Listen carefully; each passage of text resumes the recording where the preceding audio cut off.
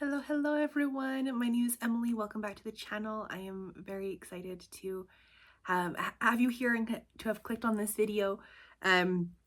No, the title is not hyperbole. I love middle grade March, and I have for about 3 years now. That's how long I've known about it. It has become a very special time of year for me, and this video is going to kind of show why. The last few years of my life have been very interesting. I've dealt with a lot of sickness and health concerns, and Middle Grade March, the video that Krista put out in 2023, was truly divine intervention. I randomly saw it, and it has helped me through some very, very hard times.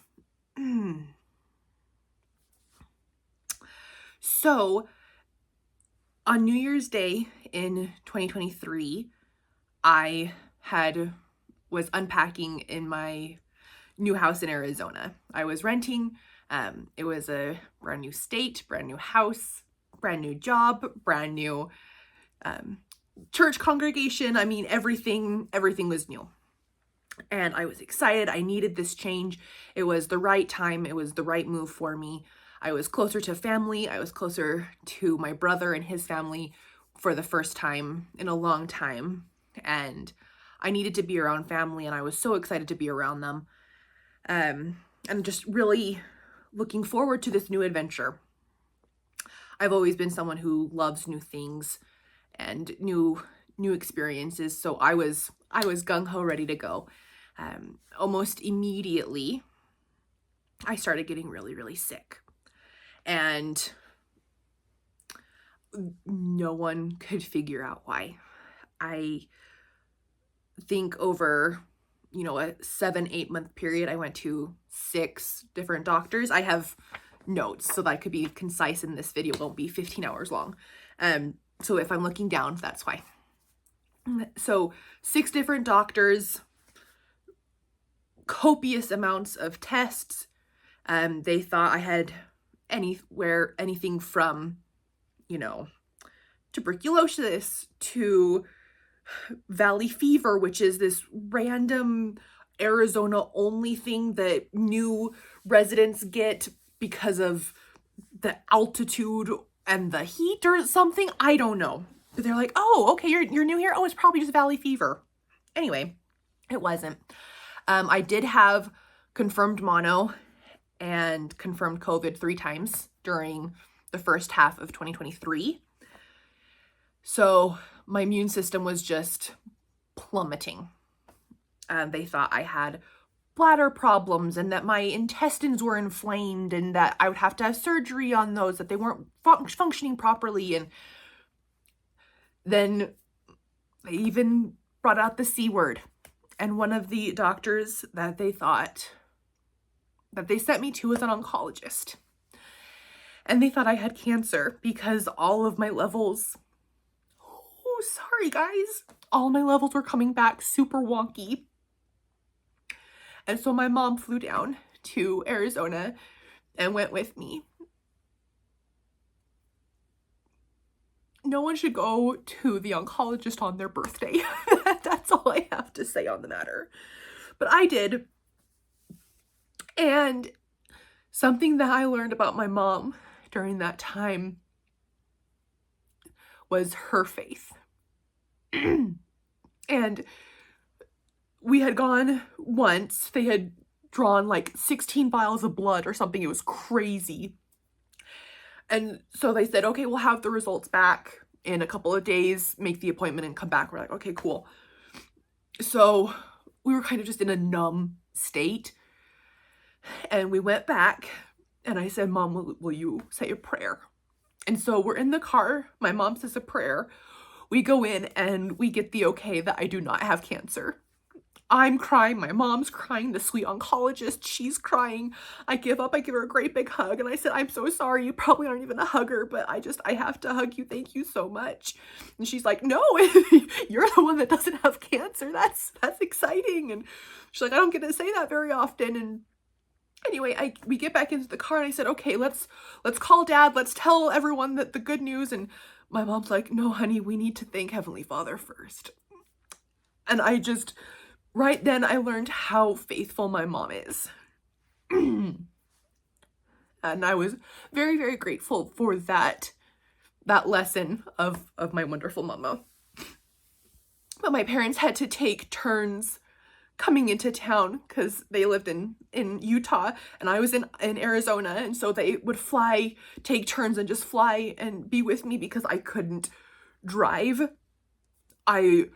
And when I did, I made very, very scary mistakes just because my mental capability wasn't there. I had angels watching out for me 1,000%. And because I couldn't drive, I couldn't make decisions for myself. They would come down, they would take me to different doctor's appointments. And truly the hand of Providence stepped in. And one day when I was so sick, I was just needing some distraction. So I went onto YouTube, and it was, late February, early March. And I found Krista's video. At that point, I just saw her. I soon realized that other women were involved in this readathon or reading challenge or whatever. And I saw her video and I thought, I love middle grade. I love reading middle grade. This is so much fun. And I learned about the Libby app. And so on one day when I was feeling better and I had to go to work, I drove by my local library and got a library card and got the Libby app, and I learned what Goodreads was. And then because of that video and finding that video, I was able to find other booktubers that, as I'm lying in bed, very, very frustrated that I'm continuing to get sick, they became my friends.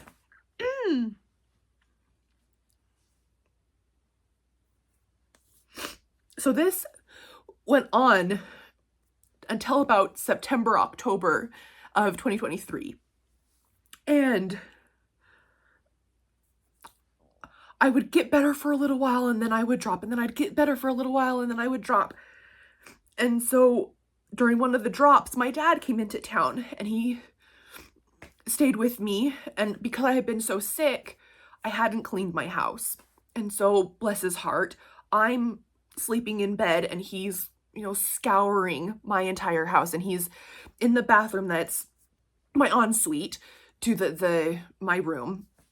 And after I wake up and everything, we talk, and he's like, "Honey, do you know what this is?" And he shows me a picture, and I had seen it, but I was so sick that it didn't really register. And teasingly, I said, "Oh, it's probably black mold." And he's like, "Emily, black mold is poisonous. I think we might have just found our issue." And I said, "Oh, maybe, I don't know." I mean, it was bad, you guys. It was in, like the sink during the drain, and then it was in the drain in the shower and up the sides. I clean it regularly, but because I had just been so sick, it gunked up. Anyway, so during that time, we had found a naturopathic doctor that was going to help with some of my other things that I've been dealing with during my adult life.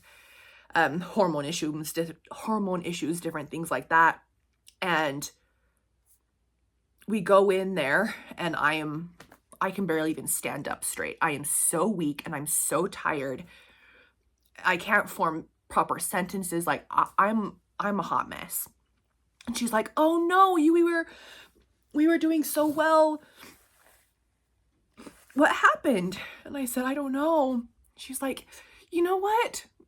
Have you guys ever, are you familiar with black mold?" My dad and I burst out laughing, and he said, "Oh, you mean like this?" And this doctor, she was so cute and so kind. And very, very even kill. Like, nothing I said ever bothered her. She's like, oh yeah, I've seen that. No problem. We'll handle that. No biggie. She saw those pictures. Get her out of that house. I don't care where you go, but do not go back to that house ever again. Get her out. She is not allowed back in that house. Come to find out, after testing, I had black mold poisoning. And the test showed that I had 2 different kinds. And when I do things, I do them right. They were the 2 worst kinds. And they basically attack everything. They attack your brain, they attack your heart, they attack your lungs, they attack liver, kidneys, like everything. And she said, no wonder you feel like crap. This is intense. And I mean, she showed us this 8.5 by 11 sheet of paper, and she said, do any of these kind of ring a bell? And it was all symptoms for black mold.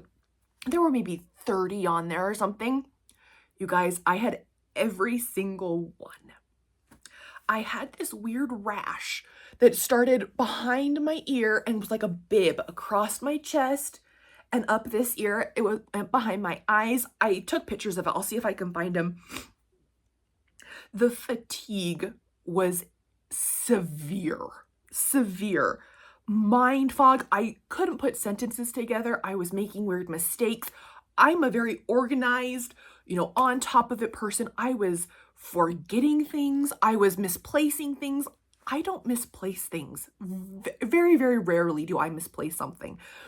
And I looked like an idiot at work because I couldn't remember anything. I had no energy. I had a horrible stomach ache.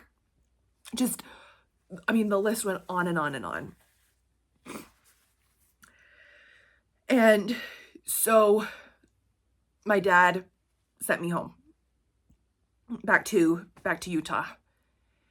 And over Thanksgiving break, we kind of made a game plan of how to get out of my lease, how to figure everything out. And my parents are very, very supportive and very good about, as I'm mid-30s, I can make my own decisions. They would always be like, okay, so Emily, what do you think about this?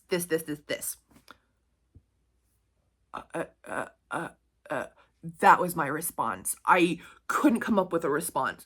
So my sweet parents took charge and just said, okay, this is what's going to happen. We're going to do this and this. We'll drive down, we'll pack up, we'll, ask for help from church, and we'll get everything in there because I couldn't lift anything. I could barely get out of bed without huffing and puffing.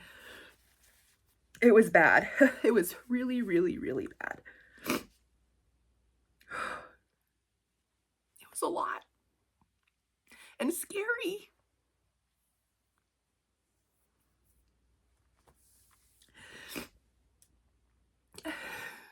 So right around Thanksgiving in 2023, I moved back in with my parents. And I'm so grateful for them, for letting me come and mooch off of them. In 2024, I slept. And I read. And book 2 became the thing that saved me.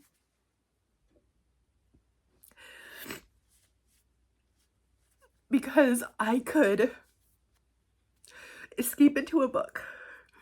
And I read a lot. When you sleep and read for an entire year, you get a lot read.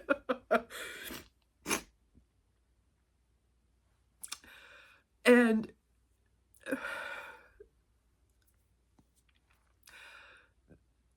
healing was a whole process as well, because the medicine didn't work right away. and didn't work in my system. And so it was supposed to be 4 months of morning and evening pills, basically. And each morning and evening, you had to take like 10 to 12 different pills. And because it was so intense, my tummy just couldn't handle it. And so my doctor said, okay, instead of doing it morning and night, take the morning ones throughout the day. And so it took even longer to get through this 4-month regime of basically detoxing my body of black mold to get healthy. And when you don't move for 12 months and you sleep, you gain a lot of weight. And that's always hard. I gained about 80 pounds. And walking up the stairs, I was, you know, it took a lot out of me. So in 2025, I started feeling better. I started having just a little bit more energy. So my parents and I would start just once around the block. And then we do that for like a week. And then the next week, twice around the block. And it took like 45 minutes, you guys. It was bad. But they were so patient and so kind. And so supportive during this whole thing. And then I just started feeling better and feeling better. And I needed to do something. So I reached out to former clients that I had tutored previously during college. And the mom was like, Emily, yes, we desperately need a tutor. Please come. And now I have like 8 other families that I'm dealing with. And it's because of them. Ooh, wow. And they were so patient and kind. And I just said, hey, listen, I don't know what my body can handle right now. This is sort of what's been happening. Please be patient with me. I might have to cancel last minute. No, that's fine. We'll take whatever we can get. Math is hard. None of us want to do it. We need your help in any way that we can. And so slowly, I started walking every day and working with these clients that I'm still working with, you know, a year later. And in September of 2025, I walked it, my first 5K. And I did it in a little less than an hour. I was just proud that I was able to do that. And starting to get back into it, I had, you know, little old ladies passing me, but I'm like, I'm here. I'll catch up to you one day. And slowly but surely, I got all the energy back. The mind fog left. I don't have a rash anymore. That's exciting. And it's been really cool because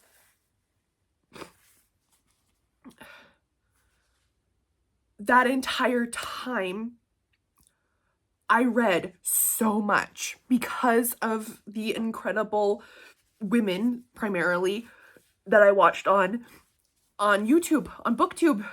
I would go to the library on good days and be like, oh, I saw this person, you know, read this book. I'll try it, or I'll try this, or I'll try this, or this person mentioned this book, and this is the same author, so I'll try these. And that was my day out, would go to the library and find books. And because of that, I have such a wealth of especially middle grade books that I can do these book talks with kids at a school. I come in once a month and I bring my giant Mary Poppins bag full of books, and I'm able to explain what the book means or what the book is, how incredible it is. And these kids, we talk about books.